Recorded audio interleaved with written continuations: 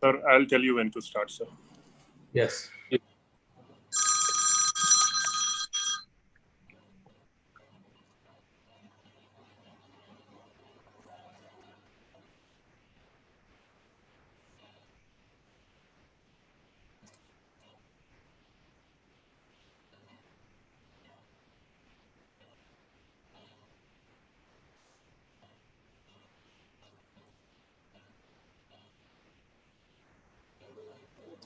So we're live on all platforms.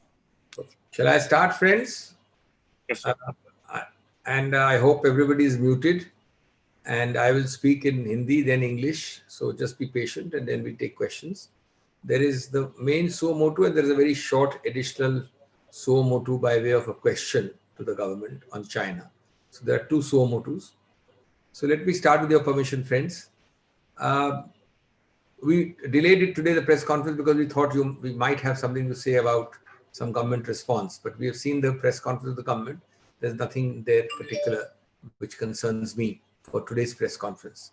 So friends, turning to today's suo motu and the supplementary suo motu, the first point I wish to make is that it is now clear that the central government has been prevaricating, distorting, being clearly less than fair with the public of India about rail travel and Shramiks and Pravasi Shramiks and migrants repeatedly. You remember the number of times the Union Railway Minister has said that 85% of the cost has been subsidized by the railways. The states are supposedly bearing only 15% is what they say. This sentence has been repeated in different forms by Mr. Santosh, by Mr. Sambit Patra, by Mr. Love Agarwal, by the Railway Minister, of course, by the Finance Minister, and by the HRD Minister and the INB Minister. My respectful question, and of course, most important, above all, I'm sorry, how could I possibly forget? Mr. Amit Shah has said, I'm quoting now, let me say categorically that 85% of the train fare has been paid by railways and the rest 15% has been paid by the states. Well, friends, I want to ask this question. We were all there. You have reported it. The learned Solicitor General repeatedly said in the Supreme Court that all of the cost of the railways travel for the migrants is to be borne by the sending state or by the receiving state. In fact, he said that there are not even cases where sending state bears partly or receiving state bears partly, but in any case, it is either of those two states. There is no mention of the central government. Now, it is clear that unless and until these learned ministers clarify, unless the government of India clarifies, we must take the statement made on solemn, in the solemnity of court proceedings, we must take that to be true. In which case, all this while, whatever the railway minister has been telling you, whatever the other ministers have been telling you is not true, including the home minister. So friends, this is a very serious point on which we need to pin down the government. And I am saying that with the kind of clear contradictions, prevarications, how is it possible that the railway minister will not resign or be removed? One of the two must happen. The second point relates to the fact that not only has the Modi government not spent a penny, but instead I am told in most cases a superfast charge of 30 rupees and a 20 rupees charge for food and water was in fact levied. Superfast and food and water. Now, far from giving things free, which is the impression given to everybody, these are charges by the railways. Again, in the court, and this is borne out by the court itself, because the court gave a direction that you must provide food and water. But the impression given by the government is that everything is being given free. These are additional, call them surcharges, call them superfast charges, call them food charges. These are additional things happening. And the railway official, I quote, he said, free food and bottled water is being given to migrants by the railways.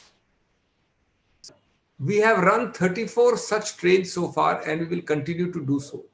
Nowhere in our SOP we have said that the fares be collected for traveling migrants, quote unquote. This is the railways official saying. Then the Supreme Court says, please provide free of cost. And here we are telling you all kinds of charges are being made. So who is lying? Why is this lying? Why is this distortion? Why is this prevarication? Third, we had the very strange explanation by no less than the Home Minister, who said that few migrant laborers had lost patience and had started walking back, even though the center had provided adequate facilities for them to return home. He told this to a news channel in an interview. I quote unquote, the note by AICC will give you the quote unquote. I'm asking you, when were the railways started? End of April. There was no movement. And you suddenly started it after a 4-hour notice of lockdown. And for many days after starting it till today, people don't know which railway is going where, whether their name is on the list, whether they will get space. So is this a fair statement that, I quote the Home Minister, even then we started buses and transported them to railway stations from where they were taken safely to their villages. But he says that they lost patience and started walking. Friends, in addition to this, I want to say that it's a very strange case with deaths and delays.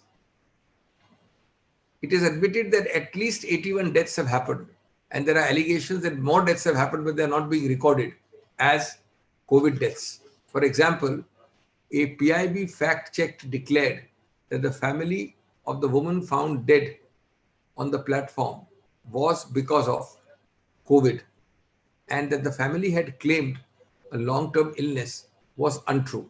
This is the Muzaffarpur platform. This is a fact check on PIB. Now, like this, 81 is the figure, although we suspect that the figure is much higher. But what is worrying is that an analysis which has been published by the newspapers also shows that of the 3,740 trains, roughly about 40% ran late, and the average delay was 8 hours. For 421 trains, which is about over 12%, the delay was more than 10 hours. For another 373, again 10%, the delay was up to 24 hours. There were 78 trains which were delayed by more than 1 day. And of course, 43 trains which were delayed by more than 35 hours. Almost 2 days by the time it finished. So friends, this is the true state of what is happening with the migrants and the railways. Remember, this is after a 4-hour notice of lockdown and a 2-month period where they could neither use buses, nor metros, nor trains, nor any form of transport, nor air. We have been giving to you the fact that there are various things which are specifically noted and recorded, which nails the lies. As I've told you, 30 rupees superfast charge, 20 rupees for meals. And then we are also going to give you the breakup zone-wise of the delays and the distortions in the train movement. Friends, may I say that with these facts and figures, how is it that the railway minister has not resigned or has not been revoked? This is a simple question which the country is asking. The government is not answering this question because they don't believe that human dignity is based upon freedom and freedom is based upon human dignity. They really believe that without our laborers, India can prosper. और इसीलिए ये महत्वपूर्ण है जानना कि जो देश में हाहाकार हो रहा है, देश में हो रहा है हाहाकार कि मोदी सरकार जुल्म बंद करो, मजदूरों पे बंद करो जुल्म, मोदी सरकार करके बड़े बड़े वायदे तोड़ देती है हर बार, ये है पहचान मोदी सरकार की। आज सच्चाई ये है कि विभिन्न बीजेपी के पदाधिकारी और मंत्रियों ने कहा है बार बार, या तो कि भारतीय रेलवे मुफ्त में ये सर्विस दे रही है, और या 85% यात्रा की कीमत सब्सिडाइज्ड है। ये आपको अलग अलग समय पे रेलवे मंत्री ने, आईएनबी मंत्री ने, वित्त मंत्री ने, मिस्टर संतोष BL संतोष ने, संबित पात्रा ने, कई नाम और हैं, ये कहा है, ये छापे हुए हैं, प्रकाशित हैं। अब आप ये सोचिए कि आपको कहना कि 85% तक सब्सिडाइज है या मुफ्त है, इससे बड़ा झूठ कुछ हो सकता है? इससे बड़ा मिथ्या प्रचार कुछ हो सकता है? और ये विकृतपना क्यों? ये तो अब ठोस रूप से प्रमाणित हो गया है, क्योंकि उच्चतम न्यायालय में जहां की न्यायिक प्रक्रियाएं होती हैं, जहां की कोई स्कोप नहीं है झूठ बोलने का, वहां बताया गया है कि 100% इस यात्रा का कीमत या तो भेजने वाला प्रदेश या जिस प्रदेश पे वो जा रहे हैं वो विक्रय करता है, उसके ऊपर भार होता है। 100% सेंडिंग स्टेट और रिसीविंग स्टेट। जब केंद्र सरकार का ये स्टैंड है, तो आपको जो बार बार मिथ्या प्रचार किया गया है 1 महीने से, क्या ये इतना बड़ा झूठ नहीं है जिसको एक्सपोज करना चाहिए? और जिस आधार पर हम कहते हैं कि, और तथ्य भी मैं देने वाला हूं, कि माननीय रेलवे मंत्री को या तो इस्तीफा देना पड़ेगा और या उनको हटाना पड़ेगा, इसके अलावा कोई तीसरा विकल्प नहीं है। ये दयनीय तथ्य हैं, झूठे तथ्य बताए गए हैं और विकृत तथ्य बताए गए हैं, और सच्चाई दयनीय है। दूसरा पहलू कि हम उनसे और कुछ चार्ज नहीं कर रहे हैं, ये गलत है। 30 रुपया सुपरफास्ट चार्जेस, 20 रुपया खाने पीने का, ये अतिरिक्त चार्जेस हैं, और ये प्रमाणित है। जिसको हम नोट देंगे आपको, उसमें हम लिंक भी देंगे आपको। तो इतना बड़ा झूठ कैसे कहा जा सकता है? और आपको याद है कि उच्चतम न्यायालय ने फिर आदेश दिया कि उनको सब सहूलियत मिले, मुफ्त मिले, ट्रेन के ऊपर बैठने के बाद उनसे कोई पैसा नहीं मांगा जाए। तो ये एक दूसरा झूठ प्रमाणित होता है। तीसरा, ये मैं कोट कर रहा हूं रेलवे मिनिस्टर, रेलवे ऑफिशियल को, जो कोर्ट्स में आया है, free food and bottled water is being given by migrants to railways. We have run 34 trains so far and we will continue to do so. Nowhere in our SOP we have said that the fares be collected from traveling migrants.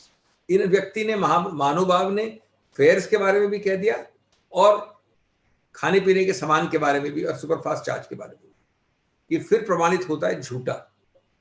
चौथा, पश्चिम बंगाल के अध्यक्ष BJP के श्री दिलीप घोष ने, ये आपके सामने प्रमाणित और प्रकाशित है, इनको small and isolated, quote unquote, small and isolated incidents बताया है। किनको? कि आप उनके इस प्रकार से व्यवहार कर रहे हैं, उसको स्मॉल एंड आइसोलेटेड कहा गया है।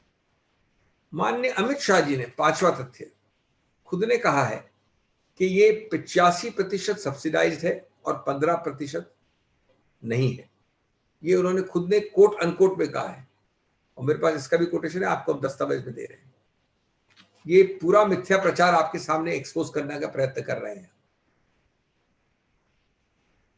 छठा पहलू, कि माननीय गृह मंत्री ने यह भी कहा कि हमने तो पर्याप्त प्रबंध किया था, लेकिन उन्होंने सब्र छोड़ दिया प्रवासी श्रमिकों ने और पैदल चलना शुरू कर दिया।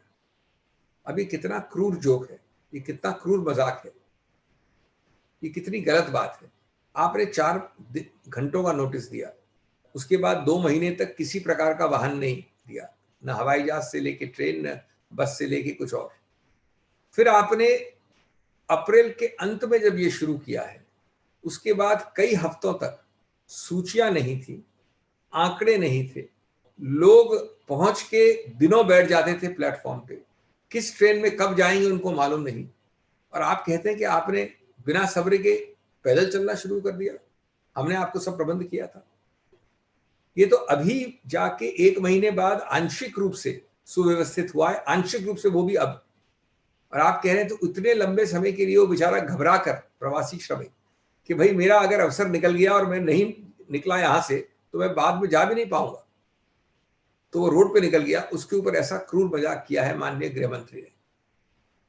इसके अलावा मैं अंत में ये कहूंगा कि जो बाकी आंकड़े हैं रेलवेज के संबंध में, इसीलिए हमने कहा कि अगर थोड़ी भी शर्म है, थोड़ा भी आंख की शर्म है, तो माननीय प्रधानमंत्री और सरकार को रेलवे मंत्री को हटाना पड़ेगा या उनको खुद को इस्तीफा देना पड़ेगा।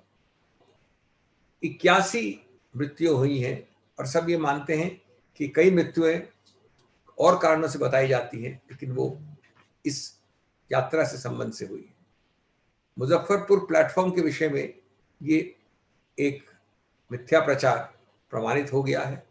उनके परिवार ने ये मना किया उस औरत के जो मुजफ्फरपुर प्लेटफॉर्म पे मिली कि वो कोई बहुत बड़ी बीमारी से सफर कर रही थी।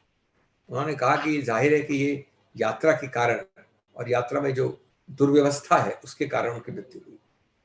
तो 81 का आंकड़ा छोटा लगता है, लेकिन इससे कहीं बड़ा है। और 81 तो क्यों, 1 का भी आंकड़ा बहुत बड़ा मानते हैं, जो कि ट्रेन से संबंधित है, यात्रा से संबंधित है।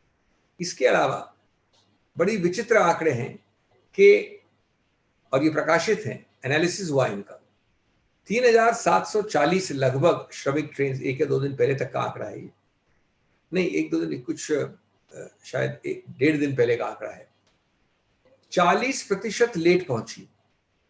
और ये 40% जो है ये 8 घंटे लेट। इसके अलावा 421 ट्रेन यानी 10% 10 घंटे से ज्यादा थी। इसके अलावा 10% और 24 घंटे से भी ज्यादा देर से चली, देर से पहुंची। 78 ट्रेन करीब 3% 1 दिन से ज्यादा विलंब से पहुंची। और 43 ट्रेन 1% लगभग 2 दिन या 1.5 दिन में पहुंची। तो मैं ये आपको आंकड़े इसलिए दे रहा हूं कि इस सब को छुपाया गया है देश से, बिल्कुल केओस, बिल्कुल अव्यवस्था के अंतर्गत ये काम किया गया है। इसकी जवाबदेही से बचती भी फिर रही है सरकार और मंत्री महोदय। इसलिए हम मांग रहे हैं इस्तीफा या हटाना उनका तुरंत। मैं एक और चीज संक्षेप में कहूंगा सो मोटो के तौर पे, ये एक असंबंधित दूसरा मुद्दा है, महत्वपूर्ण मुद्दा है, और वो है बड़ी विनम्रता से सरकार से ये कहना कि हम आपके साथ खड़े हैं किसी भी राष्ट्रीय सुरक्षा के मुद्दे पे। आप चीन पे कुछ भी नीति अपनाएंगे, आक्रामक नहीं, बातचीत की, हम उन सब में आपके साथ भागीदारी के साथ खड़े हैं। लेकिन आप जब तक इसको डिस्टॉर्ट करेंगे या छुपाने का प्रयत्न करेंगे, तब तक देश पूछता रहेगा। एक बड़ा विचित्र उदाहरण है इस छुपाने की प्रक्रिया का, और मैं कोट कर रहा हूं माननीय रक्षा मंत्री ने, जो मैं नहीं समझता कि कुछ और बोल सकते थे सिवाय सत्य की, क्योंकि ये कल का उनका स्वाभाविक कोट्स वाला स्टेटमेंट है।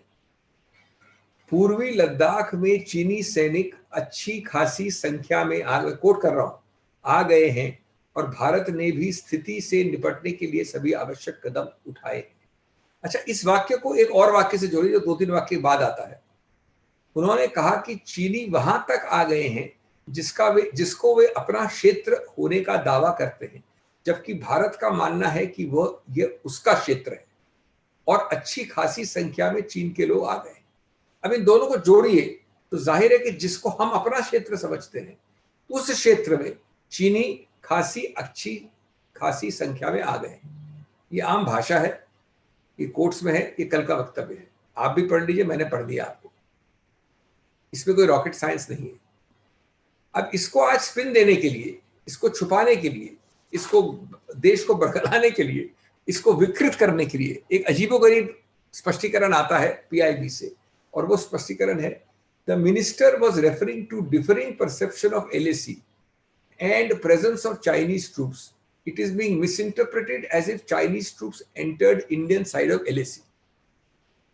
अब देखिए, हम आपके साथ में दोहरा रहा हूं खड़े हैं। जब तक हम सच्चाई से संज्ञान नहीं करेंगे और उसका सामना करके जो भी करना है आपको, आक्रामक स्टैंड लेना है, दूसरा प्रकार का नेगोशिएटरी स्टैंड लेना है, उसके लिए आपको पहले सत्य के साथ सामना करना पड़ेगा। आपके रक्षा मंत्री कह रहे हैं कि उन्होंने कहा कि चीनी वहां तक आ गए हैं जिसको वे अपना क्षेत्र होने का दावा करते हैं, जबकि भारत को मानना है कि यह उसका क्षेत्र है, और अच्छी खासी संख्या में चीन के लोग आ गए हैं। इसका मतलब तो एक ही होता है कि उस इलाके को जिसको भारत अपना क्षेत्र समझता है उस पर आ गए अच्छी खासी संख्या में।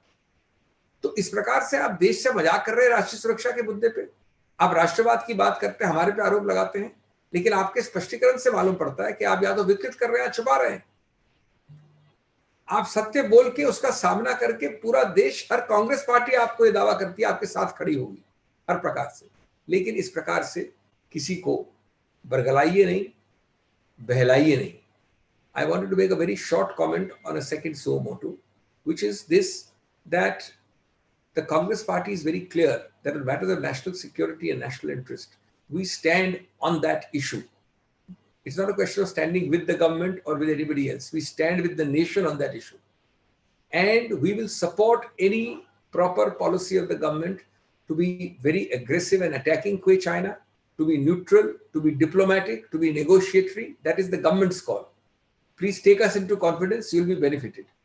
But with great regret, we must bring to your attention that becoming an ostrich, putting your head in the sand and trying to ignore and avoid an issue, acting without disclosing, prevaricating, is not to face the real figure, not to face the real fact.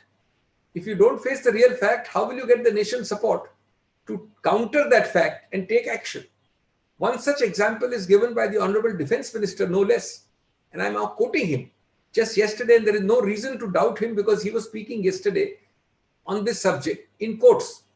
उन्होंने कहा कि चीन का वहां तक आ जाना जिसको वो अपना क्षेत्र का दावा करते हैं, जबकि भारत का मानना है कि ये उसका क्षेत्र है, और अच्छी खासी संख्या में चीन के लोग आ भी गए हैं. Now, only ordinary English and Hindi language interpretation is that which we consider our own and which China lays a claim on, China has arrived there in large numbers. Now, in that context, we should have at least taken the nation or the principal opposition parties into confidence and given a stinging reply, given an aggressive reply, given a combative reply, given anything else, we would support you. But the kind of fact check which has come from the PIB is intended to mislead or keep us in hiding, or keep us like an ostrich in the sand. This says the minister was referring to differing perceptions of LAC and presence of Chinese troops. It is being misinterpreted as if Chinese troops entered Indian side of LAC. If Chinese troops have not come in large sankhya and they have come on their own side, then why did the defense minister make this statement? So I think it is important that to meet the problem, you take the nation into confidence, at least take the principal opposition parties. Thank you. Thank you, sir. We'll take the questions. I'll invite you one by one if you can indicate.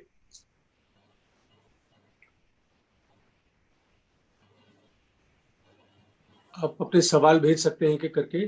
Sir मैं पूछूं? ये पहले दोनों सो मोटो cover कर लें, उसके बाद और जी पहले जैसे पूछता. सर प्रीति दिस साइड सहारा समय से. आपने चीन के मुद्दे को लेकर के आज जो सवाल खड़े किए हैं, पिछले एक हफ्ते से कांग्रेस पार्टी इस मुद्दे पर लगातार केंद्र सरकार से स्पष्टीकरण चाहती है कि एग्जैक्टली चीन में हमारी स्थिति क्या है. अब जब आप खुद कह रहे हैं कि हमारे रक्षा मंत्री पहले एक स्टेटमेंट देते हैं लेकिन बाद में दूसरे शब्दों का इस्तेमाल करते हैं कि ऐसी स्थिति नहीं है, ऐसे में आप कहां तक समझ रहे हैं कि सरकार देश की जनता को इस वक्त जब ऑलरेडी एक संकट कोरोना का है, ऐसे में हकीकत देश की जनता को बताएगी? क्योंकि दोहरे स्टेटमेंट तो एक तरीके से उन्हीं की स्टेटमेंट में इंटरप्रेट होते हुए दिख रहे हैं, और लगातार एक हफ्ते से आप भी चाहते हैं कि सच देश को बताया जाए कि इस वक्त वास्तविकता में चीन बॉर्डर को लेकर के हमारी स्थिति क्या है.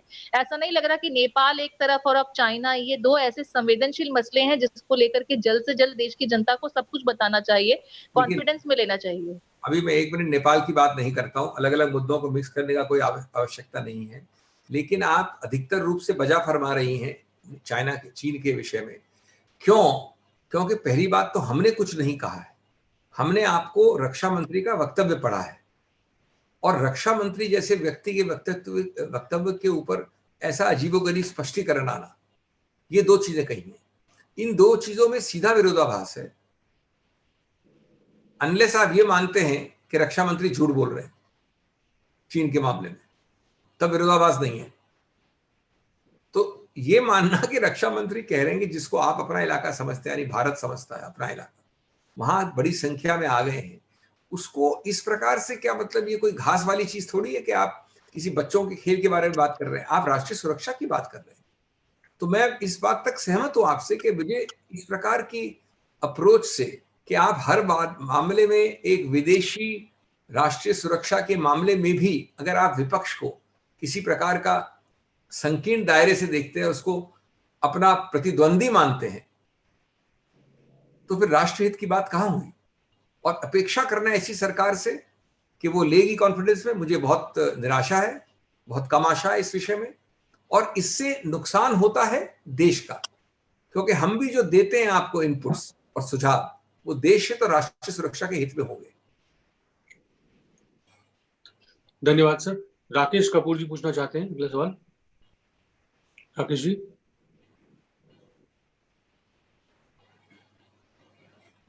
राकेश जी, हाँ, अनम्यूट करिए, अनम्यूट करिए। जी सिंघवी जी, आवाज आ रही है प्रणव जी? हाँ जी, आ रही है, बोलिए। अच्छा, हाँ सिंघवी जी, एक मायने में तो रक्षा मंत्री ने सच बोला है। उन्होंने स्पष्ट कर दिया है कि जो हमारे इलाके में चीनी सैनिक आ गए, राजनाथ सिंह जैसा व्यक्ति। मैंने 3 बार बोला कि सच बोला उन्होंने, मैं तो सहमत हूं इस बात से, मैं इसलिए तो बता रहा हूं कि हाँ, सच बोलते हैं और सरकार का स्पष्टीकरण अजीबोगरीब आता है। हाँ, वो बात अलग है, लेकिन एक मिसकंसेप्शन एलएसी के बारे में दोनों तरफ तो है, ये भी फैक्ट है। कांग्रेस के जमाने से ये बात चली आ रही है, वो कभी इधर आते हैं, कभी हम उधर जाते हैं, ऐसा भी पहले भी होता रहा है। लेकिन मेरा कहने का मतलब ये है कि रक्षा मंत्री ने देश के सामने स्थिति स्पष्ट तो कर दी है कि जिसको हम अपना क्षेत्र मानते हैं उसमें चीनी सैनिक आ गए। नहीं, मैं जो ऐसा है ना, आप तो जो वही बात कह रहे हैं जो मैं कह रहा हूं। प्रश्न क्या है आपका? प्रश्न क्या है?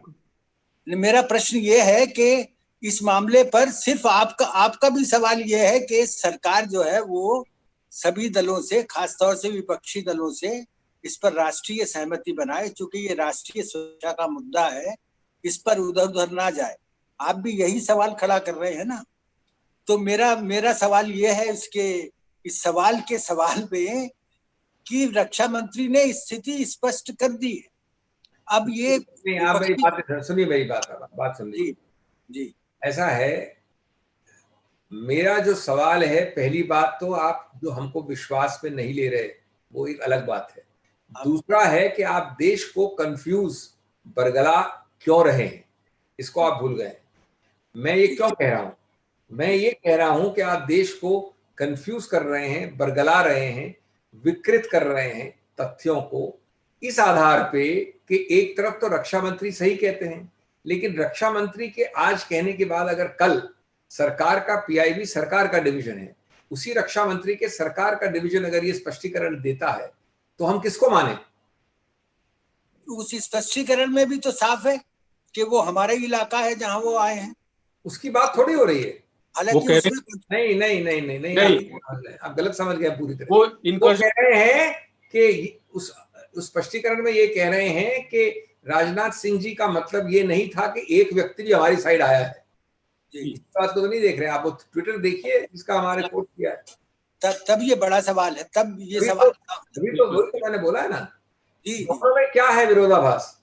एक व्यक्ति, और वो व्यक्ति नहीं है, वो रक्षा मंत्री इस देश का 24 घंटे पहले कहता है कि जिसको हम अपना मानते हैं उस इलाके में भारी संख्या में आ गए हैं, और आज पीआईबी उसी सरकार का, उसी रक्षा मंत्री का, उसी देश का कहती है कि उनका मतलब ये नहीं है कि जिसको हम अपना मानते हैं वहां पर आ गए हैं।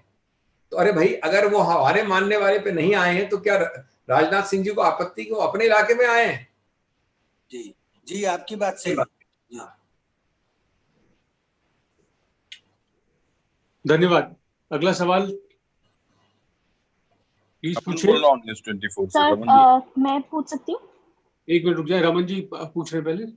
अभिषेक जी, आपने ट्रेन का इश्यूज उठाया और कहा कि जो अभी तक बातें सामने आई है ट्रेन के परिचालन में, खासतौर पे जो श्रमिक एक्सप्रेस चल रही हैं उनमें मजदूरों की लापरवाही या मजदूरों को जिस तरीके से लाया गया, उनके राज्य तक पहुंचाया गया, उसमें घोर लापरवाही बरती गई। अभी ये जानकारी रेलवे की तरफ से दी गई है कि 256 श्रमिक स्पेशल ट्रेन रद्द की गई क्योंकि राज्य सरकार के द्वारा जो पैसा दिया जाना था वो पैसा नहीं दिया गया, यानी कि डिफॉल्टर थे उसमें उत्तर प्रदेश, महाराष्ट्र जैसे राज्य भी हैं। आपको लगता है कि सिर्फ 15% पैसा, जैसा कि सरकार दावा कर रही है कि 85% रेलवे या केंद्र सरकार दे रही है और 15% राज्य सरकार दे रही है, सिर्फ 15% पैसा नहीं देने के चलते ही 256 ट्रेन रद्द हो गई? आपका अच्छा प्रश्न है, लेकिन इसके दो पहलू हैं और प्रश्न अच्छा इसलिए कि मैं इसका स्पष्टीकरण बड़े स्पष्ट रूप से दे सकता हूं दोनों पहलू पे। एक, इसमें अभी बहुत बड़ा संदेह है कि ये 85% जो आपने कहा वो आया भी है कि नहीं केंद्र सरकार से। प्रश्न चिन्ह नंबर 1 बड़ा प्रश्न चिन्ह है। कम से कम जो वक्तव्य हमने उच्चतम न्यायालय में सुना है उसके अनुसार 100% भेजने वाला या रिसीव करने वाला प्रदेश देता है। पॉइंट 1 क्लियर हो गया। तो मैं बिल्कुल नहीं मान रहा हूं जब तक कि कोई इसका प्रमाण न दे। और 85% आपने कैलकुलेट कैसे किया है?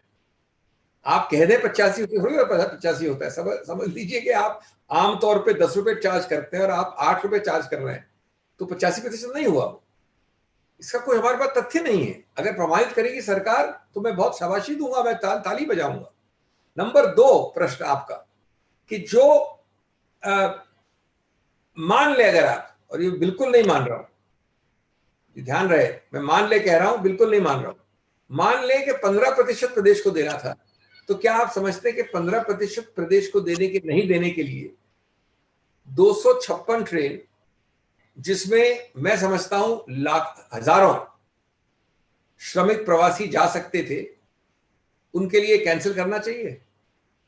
बल्कि ये तो एक, मैं मानता हूं, स्वीकार्यता है केंद्र सरकार द्वारा अपनी क्रूरता की कि हमें 15%, 100 में से 15 रुपए नहीं मिले, तुम भाड़ में जाओ श्रमिक, तुम भाड़ में जाओ प्रवासी श्रमिक, तुम पहुंचो ना पहुंचो हमें कोई फर्क नहीं पड़ता है, हम ट्रेन नहीं चलाएंगे।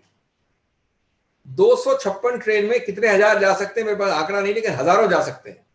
15% आप बाद में ले, आपको लेना तो प्रदेश सरकार से है ना, आप श्रमिक तो नहीं ले सकते। तो प्रदेश सरकार से बाद में लेने के लिए आपने 256 कैंसिल कर दी। तो जो आपने प्रश्न पूछा, मैंने इसलिए कि अच्छा प्रश्न है कि इसमें तो स्वीकार्यता है अपने गिल्ट की केंद्र सरकार द्वारा। Thank you sir. अगर और सवाल ना हो तो मैं आखिरी सवाल के लिए कॉल करूं। Sir, I want to ask a question, please. Can you identify yourself? I can't see you. Niyamika. जी, Niyamika, go ahead. Okay. Sir, this is Niyamika from ETV Bharat. I want to ask you that, sir, over the deaths reported in these Shramik special trains, the railway officials later clarified that many of them had pre-existing medical conditions, and even some of them were even suffering from chronic diseases. Later, an advisory came from the ministry which suggested that these vulnerable people should avoid to travel in these trains. So do you feel that this was the right step to advise these people not to travel in these trains, or do you think that basically railway ministry is actually denying to the fact that many of these people have lost their lives because they were traveling in these trains? Madam, let me be very clear. First of all, just because you may have a problem on the train, not to travel is not an option. These are people who are suddenly stranded with no notice by Mr. Modi's government. They have to go back. If you are starting trains, they have to be taken back. Number one. Number two, because I'm taking you back by train doesn't mean that it's not my obligation to provide a safe travel. The travel has to be fully safe. So it's your obligation not only to run a train, but to run a train which is completely clean and safe and does not have deaths because of train journey, which means food, water, some broad care, medical care, etc. for the duration. But number 3 is most important. The note which AICC is going to give you on the first page will have one check out of many. This shows the importance of your question, that it has happened in many cases. It has got a fact check which shows that the woman found dead on Muzaffarpur platform which was exactly as you say claimed on account of long term illness. यही आपका प्रश्न है. Her family has denied it categorically, saying this is झूठ, false. So what is happening? To keep the number low at 81 deaths, you are saying these 81 we accept maybe because the others are because a person was old, she was ailing. It is not because of rain. So actually this 81 from this false fact check which has proved it to be false, which I have just told you about Muzaffarpur platform, suggests that the figure of 81 may be much larger. That's the tragedy. That lady did not die of long-term illness. She died because of connections with rail travel. Thank you. Thank you, sir. एक सवाल प्रणब जी, अभिषेक जी, राहुल गांधी ने जो tweet किया था आपका दूसरा part press conference का, उन्होंने ये कहा था गवर्नमेंट ऑफ इंडिया इस बात को बताए कि क्या कोई चाइनीज सोल्जर हमारी सीमा में प्रवेश नहीं किया है. आपने कहा कि पीआईबी ने राजनाथ सिंह के सवालों का, राजनाथ सिंह ने जो इंटरव्यू दिया या जो अपनी बात कही उस पर स्पष्टीकरण दिया है, लेकिन अभी तक राहुल गांधी के इस ट्वीट का सरकार की तरफ से कोई जवाब नहीं आया, जबकि बहुत संवेदनशील मामला है. तो आप जवाब की अपेक्षा रखते हैं तो फिर तो प्रॉब्लम ही क्या होती है? जितने भी प्रश्न मैंने आज पूछे हैं या आप खुद मान रहे हैं कि हम एक हफ्ते से पूछ रहे हैं, उस पर कितने जवाब आए? जवाब आता है इस प्रकार का स्पष्टीकरण वाला, पीआईबी वाला. ये जवाब है कि हमारे गृह मंत्री का मतलब ये नहीं था, वो झूठ बोल रहे तो नहीं बोला उन्होंने. एक बहुत बड़ी बात है कि अपने गृह मंत्री को ये, रक्षा मंत्री को ये नहीं बोला कि वो झूठ बोल रहे हैं, लेकिन एक तरह से बोल दिया कि वो झूठ बोल रहे हैं, गलत बोल रहे हैं, उनको मालूम नहीं है. तो ये स्पष्टीकरण आता है. हमने श्रमिक प्रवासियों में जो लिखा है, बोला है, मांगा है, आपके सामने, आपके कान पक गए होंगे कितने अलग अलग प्रश्न हमने मांगे हैं. क्या उसमें से 1% का भी जवाब आया है? मैंने अभी आपसे प्रश्न पूछा, आपके सामने 2 प्रश्न का जवाब आ जाए तो हम कम से कम उसको प्रशंसा नहीं करें तो हमको जवाब तो आए कम से कम. ये जवाब आया आपके पास क्या कि 85% आपने किस प्रकार से कैलकुलेट किया है, किया भी है कि नहीं? ये जवाब आया कि विरोधाभास क्या है आपके वक्तव्य का उच्चतम न्यायालय में, और आप जो बाहर कह रहे हैं कि हम तो सब पूरा चार्ज करेंगे? तो जवाब कहां आ रहे हैं? आप जवाब की अपेक्षा कैसे कर सकते हैं? जवाब आ रहे तो हम प्रेस कॉन्फ्रेंस करने की आवश्यकता नहीं होती. Thank you sir. Siddharth from ANI. Siddharth ji पूछिए सवाल. सर नमस्कार. नमस्कार. सर अभी कैबिनेट की ब्रीफिंग हुई है और ये बात किसानों के लिए एक बड़े फैसले लिए गए हैं. ये कहा गया है सरकार की तरफ से कि आप इंटर स्टेट सेल्स भी कर सकते हैं और हिंदुस्तान में किसी भी राज्य में जाके जो है किसान अब सेल कर सकता है अपना प्रोडक्ट जो है, जो अपनी उपज है. तो एक बड़ा फैसला सरकार की तरफ से लिया गया है, ये बताते हुए कि 50 साल पुराना ये था पूरा लॉ और उसको चेंज किया गया है और उसमें बदलाव किया गया है. किसानों को इससे फायदा होगा. एम्पावर्ड ग्रुप भी बनाया जा सकता है ताकि इन्वेस्टमेंट और उनके जो है सेक्टर में लग सके. तो किसानों को लेके एक जो बड़ा फैसला किया गया है सरकार की तरफ से, उस पर क्या कहेंगे?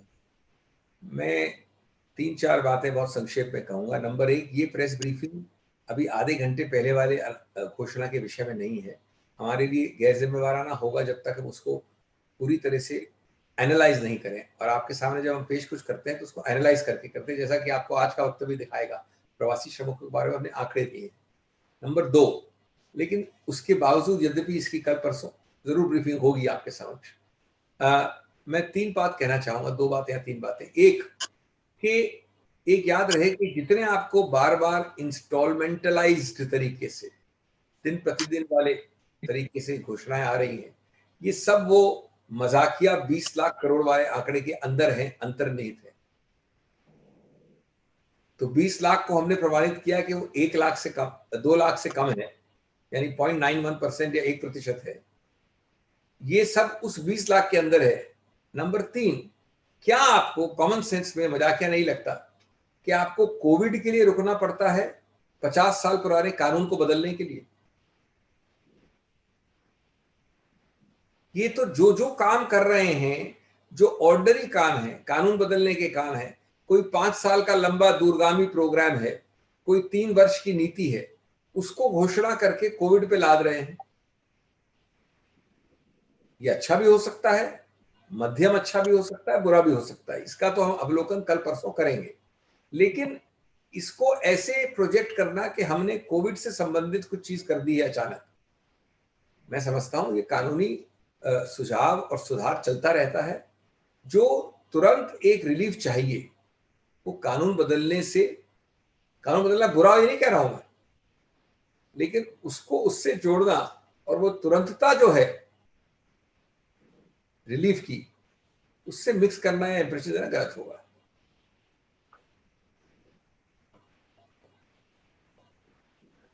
धन्यवाद सर। इस यहाँ पे सर एक बात जोड़ना आवश्यक होगा कि आज ही अखबार में पढ़ रहा था कि मध्य प्रदेश जहाँ की भाजपा की सरकार है, वहाँ प्रोक्योरमेंट सेंटर के सामने जहाँ की किसान अपने गेहूं बेचने के लिए खड़ा था, वो लाइन में खड़ा खड़ा मर गया। तो जो किसान अपने जिले में, अपने इलाके में गेहूं नहीं बेच पा रहा, और ये ऐसी दूसरी तीसरी घटना है, तो ये किसी और जगह जाके कैसे भेजेगा, ये भी प्रश्न सरकार से पूछा जाना चाहिए कि सरकार जब खुद अपने उसके सेंटर पे नहीं खरीद पा रही है तो दूसरी जगहों पे जाके कैसे बेचेगा। ये तो मैं अगला सवाल लेता हूँ। व्यवस्था के बदलाव है, दूरगामी के बदलाव है कानून का। ये इसको आप ऐसे बोलना जैसे कल आपने कोविड के लिए किसी किसान के लिए कुछ कर दिया, ये तो एक भ्रमित करने वाली प्रक्रिया होगी। जी सर, मैं आखिरी सवाल की तरफ आता हूँ। टाइम्स नाउ से पूछना चाहती हैं Samya. Sir, my question to you is not exactly related to what you've held the briefing on. It's particularly about the Delhi riots and the charge sheet that has been filed by the Delhi police, which is trying to draw links between the Jamia Coordination Committee and the riots that took place. They also have connection with the Markaz for that matter. And Tahir Hussain of the Aam Aadmi Party was named to be leading a mob that killed Ankit. So how do you respond to these findings by the Delhi police in the Delhi riot case, sir? No, Samya, I don't see any reason to respond. And what do you think anybody can respond? This is a okay, sir. supposedly legal process.